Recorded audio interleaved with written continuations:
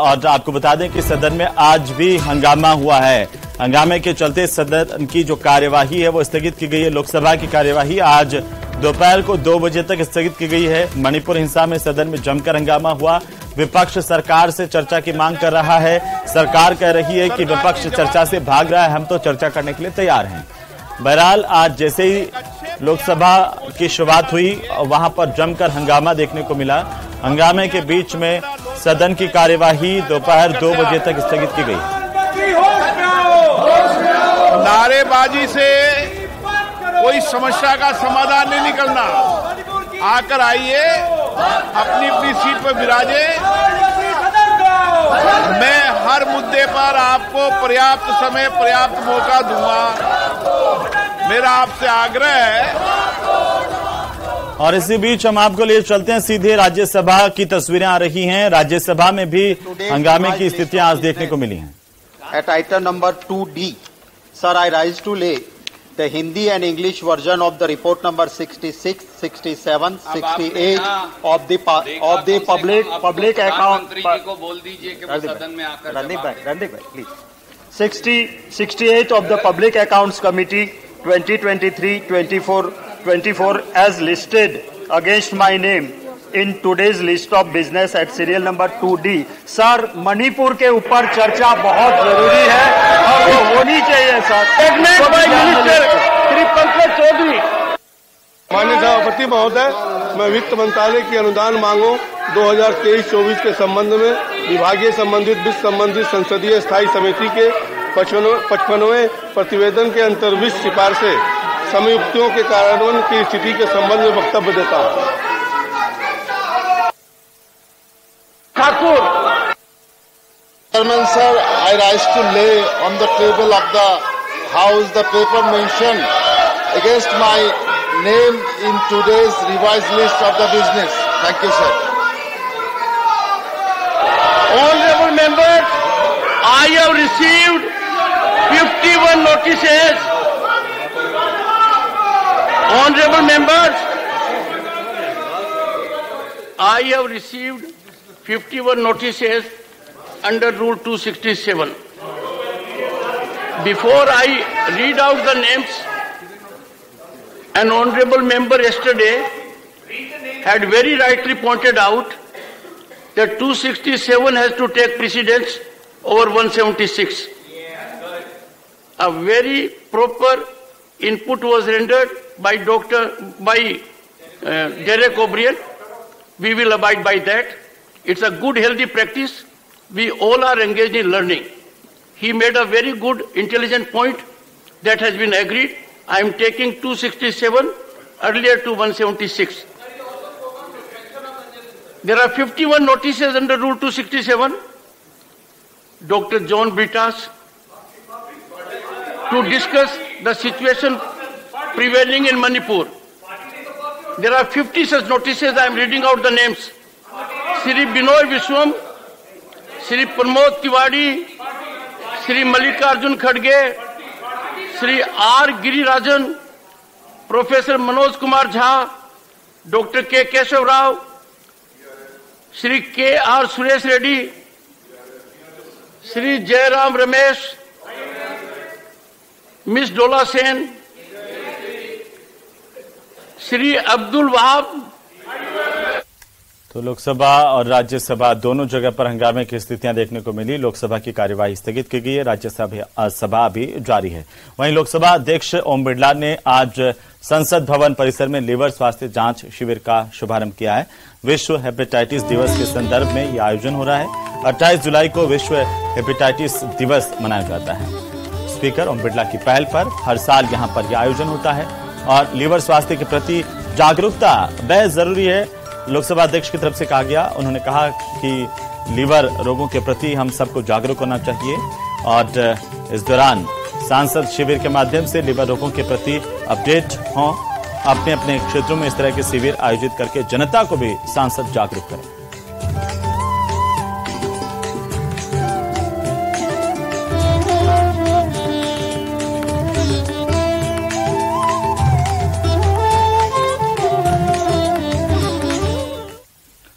तो वहीं डॉक्टर्स और नर्सिंग स्टाफ के साथ ही पैरामेडिकल स्टाफ समेत 450 लोगों का स्टाफ हड़ताल पर चला गया। पुरानी पेंशन योजना को लेकर के आंदोलन की राह पर है। आरयूएचएस के कर्मचारी ओपीएस संयुक्त संघर्ष समिति के बैनर तले ये संपूर्ण कार्य बहिष्कार का ऐलान हुआ है। बड़ी खबर है, कार्य बहिष्कार को टीचर्स एसोसिएशन, शैक्षणिक कर्मचारी एसोसिएशन का भी समर्थन मिला है। कुछ देर में आरयूएचएस विश्वविद्यालय के मुख्य द्वार पर कर्मचारी एकजुट होकर प्रदर्शन करेंगे। दिन भर धरना प्रदर्शन कर सरकार की नीतियों की खिलाफत करेंगे। ज्यादा जानकारी के साथ महेश दादीच हमारे साथ सीधे जुड़ रहे हैं, तो हम आपको लिए चलते हैं आखिरकार कर्मचारियों की समस्याओं पर और क्यों ये प्रदर्शन का सिलसिला शुरू हुआ है, आखिरकार इनका क्या कुछ कहना है, इनकी क्या महत्वपूर्ण मांगे हैं, इनको जानने की कोशिश करते हैं। महेश हमारे साथ जुड़े हैं। महेश, जरा तस्वीरें दिखाइए, बताइए कि क्या किन मांगों को लेकर के ये कर्मचारी, डॉक्टर्स, पैरा स्टाफ प्रदर्शन कर रहे हैं। हेमंत, जानकारी देना चाहूंगा, राजस्थान यूनिवर्सिटी हेल्थ साइंस जो है यूनिवर्सिटी है, उसमें आप देख रहे हैं कि यहाँ पर टीचिंग, नॉन टीचिंग जो लोग हैं वो सब स्टाफ पूरा हड़ताल पर है। करीब 450 डॉक्टर्स, पैरामेडिकल और नर्सिंग स्टाफ है वो यहाँ पर हड़ताल पर गया है और इससे यहाँ पर जो नाराजगी है वो देखने को मिल रही है स्टाफ की तरफ। और इनका ये कहना है कि जो ओल्ड पेंशन स्कीम है ओपीएस, उसकी जो विसंगतियां रही है उससे चिकित्सक, शिक्षक और अधिकारी और कर्मचारियों में नाराजगी है। अभी एक बड़ी राशि जो है, भारी भरकम राशि, वो मांगी जा रही है और इस लिहाज से ये उसकी भरपाई कर पाना जो है बहुत मुश्किल है। और इस लिहाज से जो यहाँ पर कर्मचारी हैं वो यहाँ पर पहुंचे हैं। तमाम डॉक्टर्स जो हैं वो यहाँ पर मौजूद है। प्रहलाद धाकड़ इस समय हमारे साथ बातचीत में मौजूद है। आज सभी डॉक्टर्स भी हड़ताल पर शामिल हुए हैं। हाँ, देखो, आप कल भी बात हुई थी। हम सरकार को पिछले 1.5 महीने से प्रयास कर रहे हैं बात करने की, और जो भी स्तर है, जैसे प्रिंसिपल सेक्रेटरी फाइनेंस से जो हमारी कमेटी है पूरी, राजस्थान यूनिवर्सिटी के टीचर्स और जो नॉन टीचिंग स्टाफ है, और लगभग हमारी 27 संस्थाएं हैं ऑटोनॉमस, जिसमें यूनिवर्सिटीज है टोटल 27 ऑटोनॉमस इंस्टीट्यूट्स है, जिसमें यूनिवर्सिटी है और ये JCTL है, बस वाले, मेट्रो वाले। हम पिछले 1.5-2 महीने से संघर्ष रहते हैं। ये अपने हॉस्पिटल, कितने मेडिकल कॉलेज पर आपका असर है? आरयूएचएस का तो वैसे तो 3 हॉस्पिटल तो डायरेक्ट कनेक्टेड है हमारे से, RUHS hospital, dental college hospital and Jaipuri hospital. आज पेशेंट्स नहीं देख रहे हैं आप? हाँ, जो यूनिवर्सिटी से जो भी कर्मचारी है वो डॉक्टर्स है, नॉन टीचिंग में पैरामेडिकल स्टाफ है और नर्सिंग स्टाफ है, वो हॉस्पिटल में काम नहीं कर रहे हैं। और सबसे इम्पोर्टेंट जो यूनिवर्सिटी के जो कर्मचारी हैं, जो हमारे असिस्टेंट रजिस्ट्रार है, क्लर्कल स्टाफ है, मिनिस्ट्रियल स्टाफ है, वो भी काम नहीं कर रहा है। तो जो भी यूनिवर्सिटी के डे टू डे काम भी प्रभावित हो रहे हैं, बच्चों के रिजल्ट्स और एग्जाम्स से भी। तो हमारा तो एक ही उद्देश्य है कि बहुत कोशिश कर ली सरकार तक बात पहुंचाने की, बात पहुंची नहीं।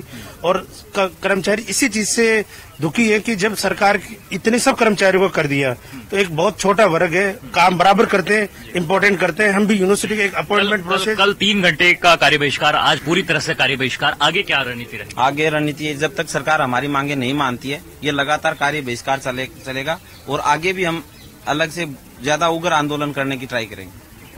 कितने कर्मचारी आप लोग के साथ में हैं? 450 कर्मचारी के लगभग, अधिकारी और कर्मचारी लगभग 450 है यूनिवर्सिटी के। क्या चाहेंगे अब आप, किस तरह से सरकार आपकी बात माने? राज्य सरकार की तरफ से हमें पूर्ण ओपीएस लागू करें। एक तरफ जब 2020 में 5 मार्च 2020 को कोरोना का पेशेंट आया था, तब राजस्थान सरकार के हर हॉस्पिटलों ने हाथ खड़े कर दिए थे। उस टाइम आरयूएचएस के हॉस्पिटल ऐसा हॉस्पिटल था जिन्होंने कोरोना का पहला पेशेंट लिया था। जान हथेली पे रख के, उस समय वैश्विक महामारी आई थी, हम कर्मचारियों ने, सारे पैरामेडिकल, डॉक्टर, नर्सिंग, सबने हमने हमारी जान हथेली पे रख के प्रदेशवासियों की सेवा करी थी। जब तो हम गहलोत साहब के कर्मचारी हो गए, महिला कर्मचारी जो है, डॉक्टर्स हैं, वो भी यहाँ पर साथ में जुटे हुए हैं। आप लोग ने भी समर्थन दिया? बिल्कुल। क्या डिमांड्स आप लोग जो है वो यहाँ पर? ओल्ड पेंशन स्कीम पूर्ण रूप से लागू हो, यही हमारी मांग है। तो जब तक ये लागू नहीं होती तब तक आप लोग का आंदोलन यहाँ जारी रहेगा? हाँ। और इसके समर्थन में आप लोग हैं यहाँ पर? हाँ। कुछ बोलना चाहते हैं? नहीं सर, ठीक है। तो यहाँ पे महिला जो डॉक्टर्स हैं या फिर फैकल्टीज हैं, शैक्षणिक कर्मचारी हैं, तमाम जो लोग हैं वो यहाँ पर अपना विरोध जताए हुए हैं। ओपीएस जो है उसको लेना चाहते हैं, लेकिन उसके लिहाज से जो विसंगतियां रही है उनको दूर करने की जो मांग है वो यहाँ पर की जा रही है। कह रहे हैं कि राज्य सरकार की भांति ही जो ऑटोनॉमस यूनिवर्सिटीज है उनको भी उसी तरह से देना चाहिए, उनके साथ में कोई सौतेला व्यवहार नहीं होना चाहिए ओपीएस में, और इसी वजह से अब आंदोलन की राह पर है। बिल्कुल महेश, चलिए बहुत शुक्रिया तमाम जानकारी के लिए। लगातार अपडेट हम आपसे लेते रहेंगे। बहरहाल आरयूएचएस के कर्मचारी आंदोलन की राह पर हैं। आगे बढ़ेंगे। अलवर के बानसूर से इस वक्त की बड़ी खबर मिल रही है। दो पक्षों में आपस में जमकर के लड़ाई हुई है, मारपीट हुई है, और दरअसल ये पूरा का पूरा वाकया शुरू हुआ खेत में गाय घुसने पर, और इस पर एक पक्ष ने नाराजगी प्रकट की कि उनके खेत में गाय क्यों आ गई, दूसरे पक्ष ने हमला बोल दिया। इसके बाद जो हुआ वो अस्पताल से तस्वीरों के माध्यम से समझिए। दो पक्ष आपस में भिड़ गए, एक दूसरे पर मारपीट की, जमकर पथराव, आपस में लाठी डंडे बरसाए गए और कई लोग घायल हुए हैं। अस्पताल में इन्हें भर्ती किया गया। मामले की जांच पुलिस कर रही है।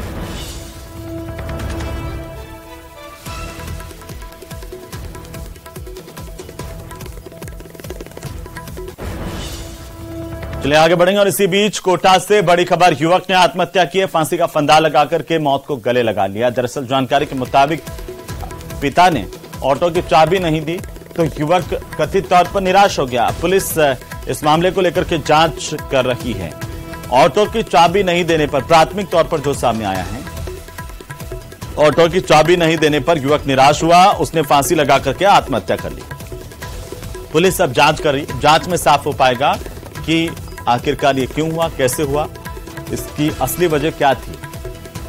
बड़ी खबर है इस वक्त की। कोटा से बड़ी और अहम जानकारी है। एक युवक ने फांसी लगा करके सुसाइड किया है, और प्रारंभिक तौर पर जो जानकारी सामने आई न्यूज रूम तक, उसके मुताबिक हम आपको बता दें कि ये बताया जा रहा है कि इस युवक को उसके पिता ने ऑटो की चाबी नहीं दी थी, जिससे इतना नाराज हो गया कि मौत को ही गले लगा लिया। बहरहाल अब पुलिस पूरे मामले को लेकर जांच कर रही है। कोटा से बड़ी और अहम जानकारी इस वक्त की। युवक ने सुसाइड किया है। कोचिंग नगरी में सुसाइड के मामले बड़ी तेजी के साथ बढ़े हैं। ज्यादा जानकारी के साथ सहयोगी ओम प्रकाश हैं हमारे साथ कोटा से फोन लाइन पर। और ओम, कैसे ये पूरा का पूरा घटनाक्रम हुआ है, सुसाइड के पीछे की वजह क्या है? देखिए, कोई बड़े वजह सामने फिलहाल नहीं आई। ये बताया जा रहा है कि अपने पिता से ऑटो की चाबी मांगने के बाद में वो परेशान बताया जा रहा। पिता ने ऑटो की चाबी देने से मना करने के बाद वो तनाव में हो गया। मामूली बात को लेकर जो है 24 वर्षीय युवक ने अपने ही घर में फांसी का फंदा लगाकर मौत को गले लगा लिया।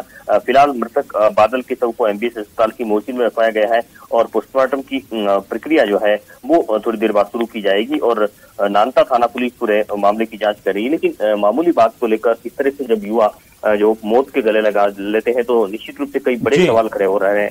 और फिलहाल नानता थाना पुलिस हर पहलू पर, हर तथ्य पर जानकारी जुटाने में जुटी हुई, और परिजनों से फिलहाल बिल्कुल ओम, चलिए बहुत शुक्रिया तमाम जानकारी के लिए। तो युवक ने फांसी लगा ली, ऑटो की चाबी नहीं मिली तो निराश हो गया।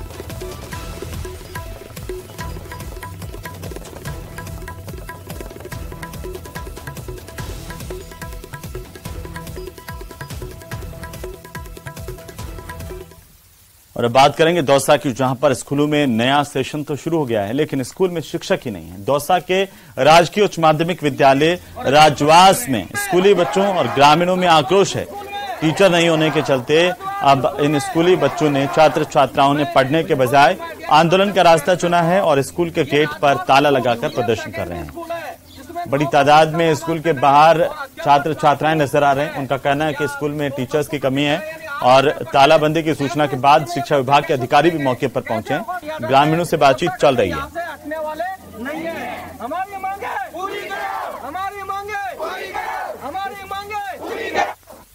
छह टीचर हैं।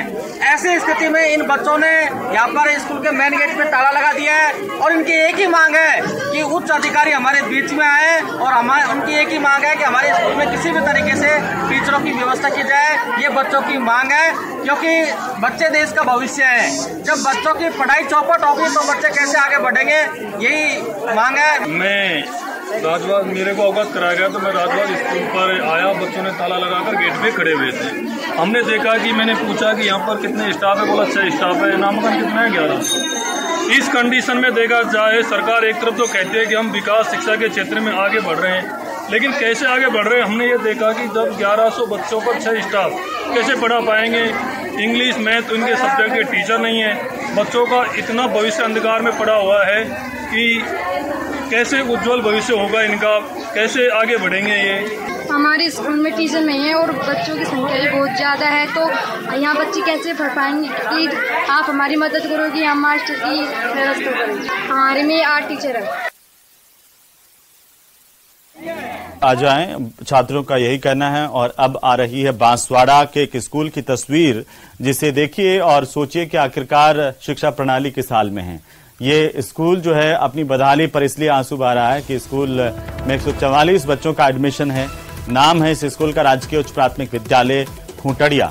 8वीं कक्षा तक यहाँ पर पढ़ाई होती है, सोचिए। और इस स्कूल के पास में 2 कमरे हैं, वो बेहद जर्जर हालात में। एक कमरे में टीचर बैठ जाते हैं स्टाफ रूम के लिए, दूसरे कमरे में 5वीं कक्षा से लेकर के 8वीं तक की कक्षाएं एक साथ लगती है। पढ़ाई कैसी होती होगी सोच लीजिए। प्रदेश के शिक्षा मंत्री इन तस्वीरों को देख लेंगे तो सच्चाई से रूबरू हो जाएंगे और हो सकता है कि यहाँ पर स्कूल का भवन जो है उसे ठीक कर दें। 5 से 8वीं तक की कक्षाओं का संचालन यहाँ पर हो रहा है। 1 से 4 कक्षा के लिए विद्यार्थियों को बरामदे में बिठाकर पढ़ाया जाता है। हालात यह है कि स्कूल में भवन के अभाव में खुले में आसमान में नीचे बच्चे पढ़ने को मजबूर हैं और बारिश के मौसम में ये समस्या और ज्यादा विकराल हो जाती है। चलिए आगे बढ़ेंगे। झुंझुनू से खबर, जहां पर शिक्षा विभाग की उदासीनता के चलते उदयपुर वाटी के नेवरी डहर का स्कूल जर्जर हालात में पहुंच गया है और इसे मरम्मत की जरूरत है। मरम्मत जब नहीं हुई तो ये पूरी तरह से भवन जर्जर हो गया। जर्जर हुए इस भवन में अब अभिभावक अपने बच्चों को स्कूल भेजने से कतराते हैं डर के मारे।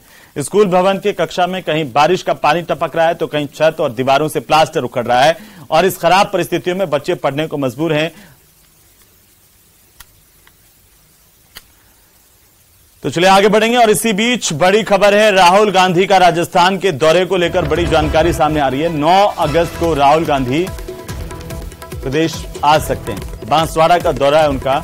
राहुल गांधी यहां पर चुनावी शंखनाद करेंगे। कांग्रेस आदिवासी सम्मेलन का आयोजन कर रही है। आदिवासी समुदाय का भरोसा जीतने में कांग्रेस पार्टी जुटी हुई है। मुख्यमंत्री अशोक गहलोत के निर्देश पर तैयारियां शुरू कर दी गई हैं। आदिवासी अंचल में राहुल गांधी का ये दौरा राजनीतिक लिहाज से राजस्थान के बेहद महत्वपूर्ण माना जा रहा है। 9 अगस्त को प्रस्तावित दौरा राहुल गांधी का और अब इस दौरे को लेकर के कांग्रेस तैयारियों में जुट गई है। राहुल गांधी यहां पर चुनावी शंखनाद कर सकते हैं कांग्रेस पार्टी के कैंपेन का। अब बड़ी जानकारी है इस वक्त की और उसकी शुरुआत होगी आदिवासी अंचल से, जहां पर बांसवाड़ा का राहुल गांधी का दौरा है। 9 अगस्त के दौरे को लेकर के तैयारियां शुरू कर दी गई हैं। सीएम अशोक गहलोत खुद इन तैयारियों को देख रहे हैं। एक एक तैयारियों को लेकर निर्देश दिए गए हैं। फिलहाल कांग्रेस पार्टी अब इस कार्यक्रम को लेकर के तैयारियों में जुटी हुई है।